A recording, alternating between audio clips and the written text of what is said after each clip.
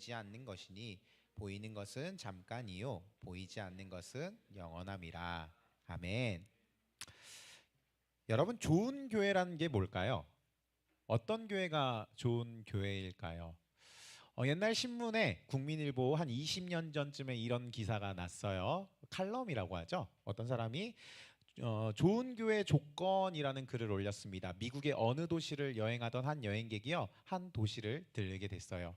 이 여행객은 아마도 교회를 다니는 그런 사람이었던 것 같아요. 주일이 되어서 이제 갈 교회를 찾고 있었는데 웬만하면 내가 머문 호텔에서 가장 가까운 교회를 찾았는데, 여기가 도시다 보니까 교회가 너무 많은 거예요. 여기 사거리에도 교회가 있고 저쪽 사거리에도 교회가 있고 이쪽 사거리에도 교회가 있는 거예요. 근데 제가 어디를 가야 될지 모르니까 그 사거리에서 교통 정리를 하고 있는 경찰관에게 찾아가서 물었습니다. 저기 경찰관님, 제가요 교회를 가고 싶은데요, 교회 좀 소개해 주세요. 그런데 그 교회 가까운 교회였으면 좋겠습니다. 그랬더니 그 경찰관이 이렇게 답했다고 해요. 이렇게 답한 게 아니죠. 그랬더니 저기 멀리 있는 교회를 가리키면서 저기 가보라고. 저기 가보라고, 저기 가면 되신다라고 얘기를 하더라고요. 그래서 이 여행객이 이제 궁금해져서 물은 거예요. 아니, 자신이 분명히 어떤 교회라고 얘기했어요? 가까운 교회라고 얘기했어요. 가까운 교회 소개해 주세요. 멀지 않은 교회, 버스 타지 않아도 되는 교회, 오래 걷지 않아도 되는 교회를 가르쳐 달라고 했는데, 왜 대체 저기 멀리 있는 교회를 가르쳐 주는 거지? 그래서 이 경찰관에게 물었다 그래요. 아니, 저는 분명히 가까운 교회를 가르쳐 달라고 했는데 저렇게 먼 교회를 가르쳐 주신 이유가 있나요? 그랬더니 이 경찰관이 이렇게 답했다고 합니다. 저는 교회는 다니지 않습니다. 그런데 예배를 드리고 나오는 사람들을 보면서 여러 생각을 합니다. 특별히 저 교회의 사람들은요, 예배를 드리고 나오는 표정이요, 항상 기쁘고 즐겁게 보이더라고요. 교회에 대해서 전 잘 알지 못해요. 그런데 제 생각에는 저 교회가 은혜로운 교회 같고요, 좋은 교회 같습니다. 우리는 교회를 이렇게 불러요. 하나님의 능력이 나타나는 공동체.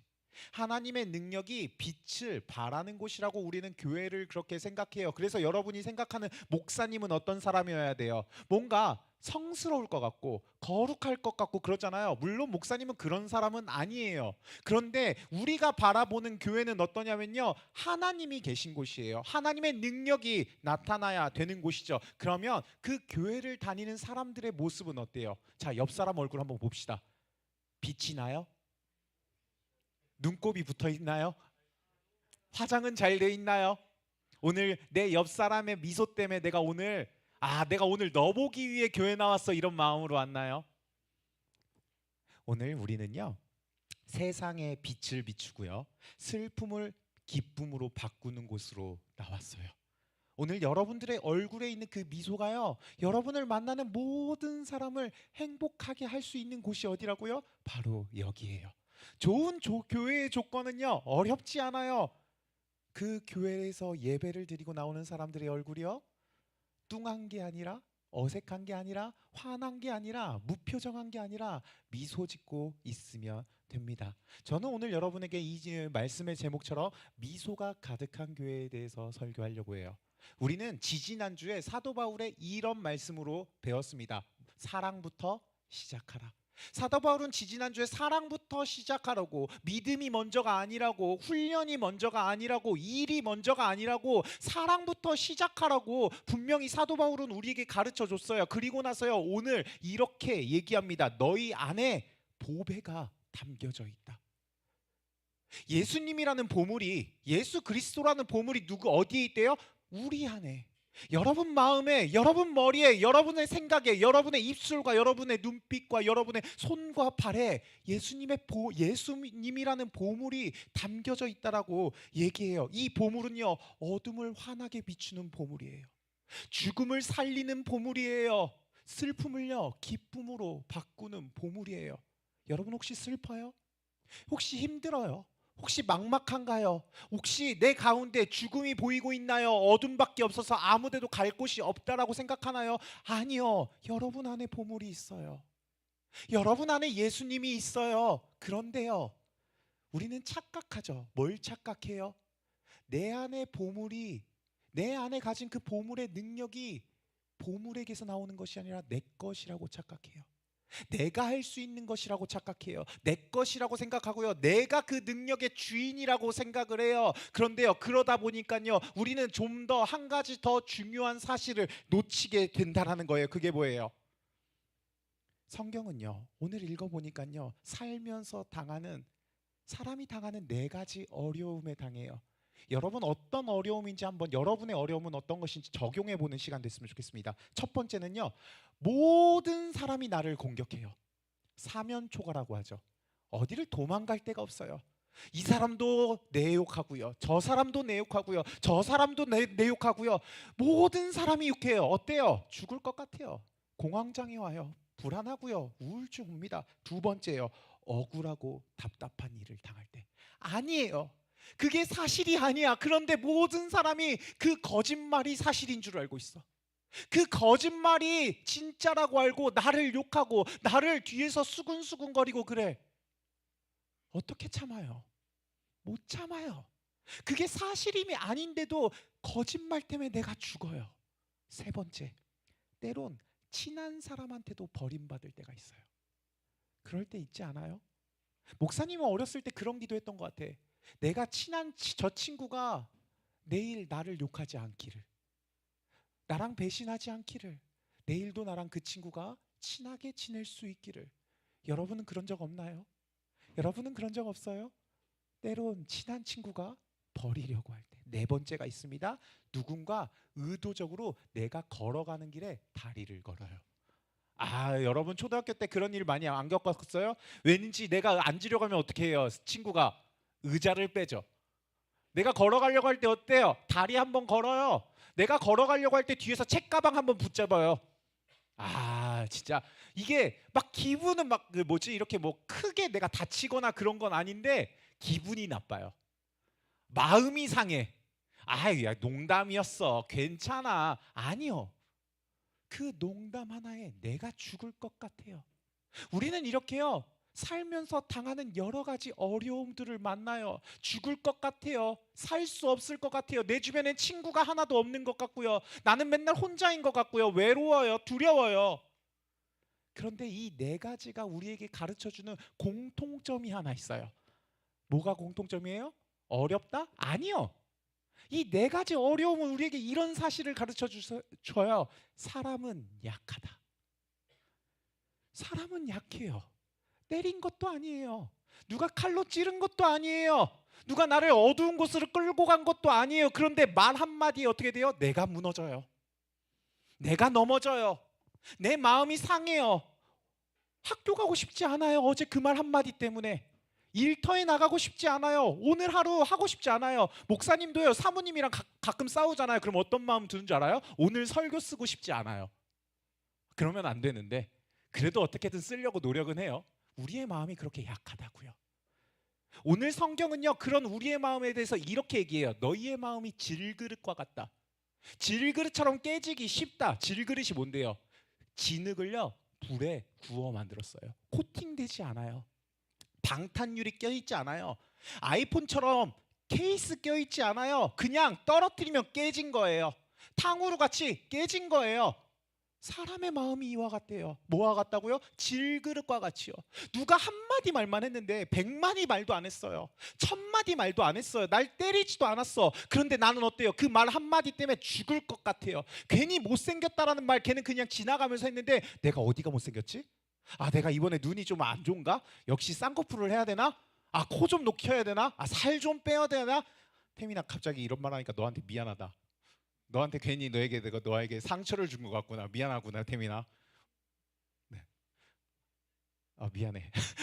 우리는 이렇게 말 한마디 때문에 질그릇같이 무너지고요, 부서지고요, 깨어져요.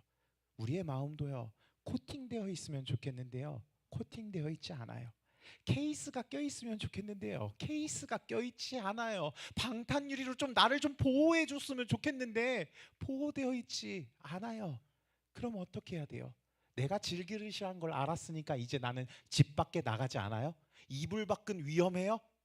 아무것도 안 할 거예요? 친구 안 사귈 거예요? 학교 안 다닐 거예요? 아무런 꿈도 비전도 없이 그렇게 살 거예요? 아니요. 성경은요, 우리가 질그릇인 걸 당연하고 너희 안에 무엇이 있나를 살펴보라고 얘기해요.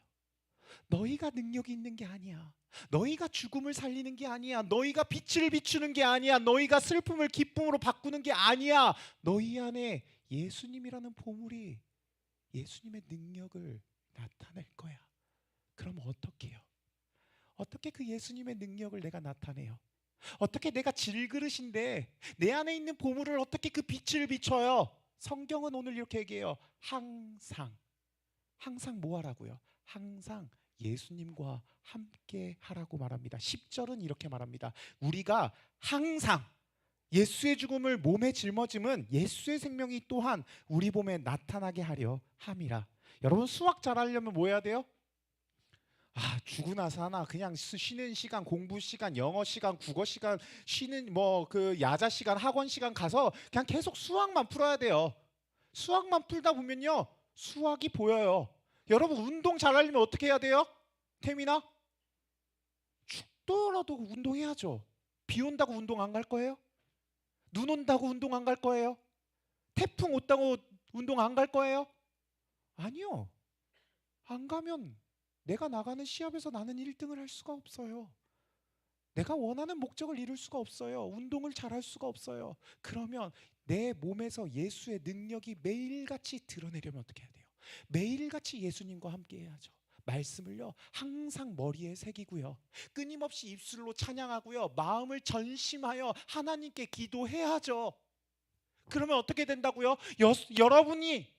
여러분 안에 있는 보물이 빛을 발하게 된다고요. 어둠을 비추고요, 죽음을 살리고요, 슬픔을 기쁨으로 바뀌게 돼요. 그게 누구라고요? 여러분이요. 다시 돌고 돌아 여러분이 그런 사람이라는 거예요. 어두운 곳에 빛을 비추는 사람, 승산이 없는 곳에 승리를 가져다 주는 사람, 모든 사람이 우울하고 걱정한 곳에서 행복과 기쁨을 가져다 주는 사람, 그게 누구라고요? 여러분이요. 여러분이요. 여러분이요. 여러분이요. 시간이 흐르면요, 상처는 누구나 생겨요. 여기서 가장 상처가 많은 사람은 저기 중간에 앉아 계신 장흥재 선생님일 수 있어요. 그렇죠, 선생님? 왜요? 살아온 날이 하루하루가 더 될수록요, 상처가 하루에 하나씩 생겨요. 저는요, 고작 30 몇 개 생겼겠지만 저보다 저희 어머니는 얼마나 생겼겠어요? 여러분의 엄마 아버지는 얼마나 많이 생겼겠어요? 상처가 생겨요. 질그릇이 깨져요. 금이 생겨요. 아무것도 없는 것 같아요. 아무런 빛도 화려함도 없어요. 여러분의 외모는 어떻게 될 것 같아요? 하루하루 여러분은 늙어가고 있어요. 주름이 생겨가고 있어요. 여러분은 안 생길 것 같아요? 목사님처럼 팔자 주름이 생길 수 있어요. 이마에 주름 생길 수 있어요. 그런데요, 기억하세요. 외모는 낡아가나 여러분 안에 있는 예수 그리스도의 능력은 날로 날로 새롭게 변화될 거예요. 태어나면, 하룻밤 지나고 나면 새롭게 돼요. 하룻밤 지나고 나면요, 새 걸로 변해요. 우리 맨날 그런 거 됐잖아요. 자, 이런 생각 안 해봐요? 이번에 뭐가 나와요? 아이폰 15가 나와요. 자고 일어났더니 아이폰 14가 15가 됐어. 내년에 또 아이폰 출시가 딱 되는 해에 아이폰 15가 16이 딱 됐어. 얼마나 좋아요. 근데 아이폰은 그렇게 안 된다니까. 그런데 예수님은 어떻게 된다고? 내 안에서 매일매일이 새롭게 된다고.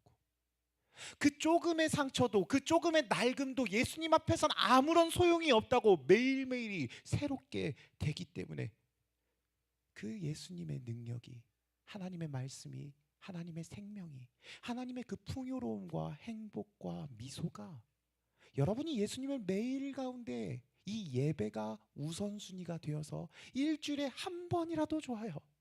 지금 이 중등부 예배만이라도 좋아요.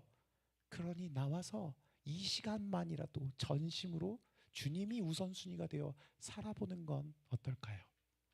사랑하는 중등부 여러분, 16절에 바울은 이렇게 고백합니다. 그러므로 우리는 낙심하지 않습니다. 우리의 겉사람은 낡아지나 우리의 속사람은 날로 새로워집니다. 행복이 어디 있나요? 우리 유명한 얘기가 있죠. 파랑새 이야기라고 알아요?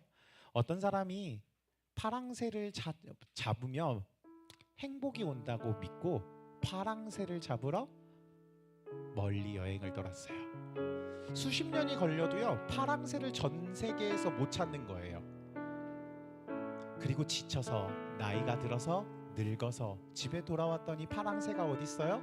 우리 집 새장 안에 있더라고요. 여러분, 행복이 어디 있어요? 어디서 행복 찾을 거예요? 밖에서요? 1등하면 행복해요? 어른이 되면 행복해요? 남자친구 여자친구가 생기면, 그렇죠, 3일은 행복할 수 있어요. 그런데 영원한 행복은 어디 있어요? 그거 여러분 안에 있어요. 여러분 안에 이미 내장되어 있어요. 여러분이 태어날 때부터 여러분 가운데 뼈에, 심장에, 마음에 새겨져 있어요. 그러니요, 어떻게 하겠어요? 이제 여러분 안에 있는 그 행복을 울고 있고 억울하고 답답하고 아프고 슬픈 사람을 향하여 보여주세요. 나타내주세요. 안아주세요. 저는 오늘 여러분이 그 예수님과 함께 항상 함께하는 그런 사람이 되어 세상을 빛나게 하고 죽음을 생명으로 바꾸는 사람들 되기를 주님의 이름으로 축복합니다. 우리 일어나서 함께 찬양하겠습니다.